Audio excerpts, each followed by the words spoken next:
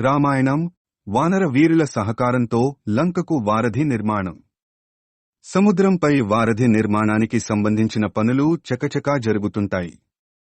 నలుడు, నీలుడు ముఖ్యమైన పాత్రను పోషిస్తూ ఉండగా ఇతర వానరవీరులు వాళ్లకి సహకరిస్తూ ఉంటారు. వానర వీరులలో ఒక్కరు కూడా విరామమనేది ఎరుగకుండా తమ పనుల్లో నిమగ్నమై ఉంటారు. ఒక్క క్షణాన్ని కూడా వృధా చేయకుండా వాళ్లు పడుతున్న కష్టాన్ని చూసి రాముడి కళ్ళు చెమ్మగిల్లుతాయి.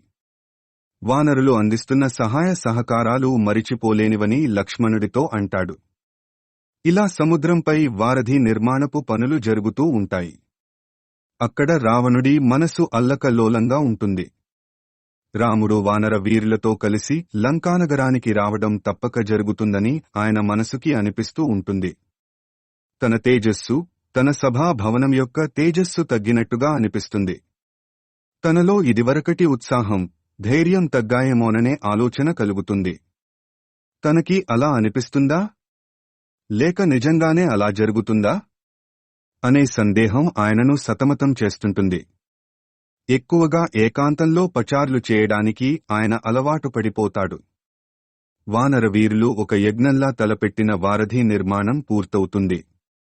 వానర వీరులంతా తమ సంతోషాన్ని వ్యక్తం చేస్తారు. రాముడి కళ్ళు ఆనంద బాష్పాలను వర్షిస్తాయి. కృషి, పట్టుదల, అంకితభావం ఉంటే సాధించలేనిది లేదు అనే విషయాన్ని ఈ లోకానికి చాటిన వానర వీరులను రాముడు అభినందిస్తాడు.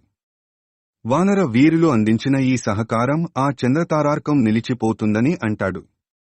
అత్యంత భక్తి శ్రద్ధలతో అత్యంత కఠినమైన ఈ పనిని పూర్తి చేసినందువలన వానరజాతి పూజించబడుతుందని అనుగ్రహ వర్షాన్ని కురిపిస్తాడు. వానర సమూహాలు ముందుగా నడుస్తూ ఉండగా రామలక్ష్మణులు కదులుతారు.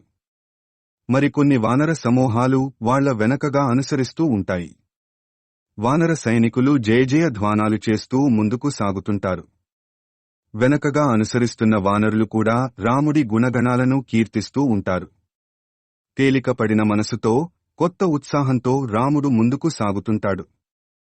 సీతకి దగ్గరవుతున్నాననే సంతోషం ఆయన తేజస్సును మరింత పెంచుతుంది. అక్కడ సీతమ్మ కూడా రాముడిని స్పర్శించిన గాలి తనని తాకుతున్న అనుభూతికి లోనవుతూ ఉంటుంది.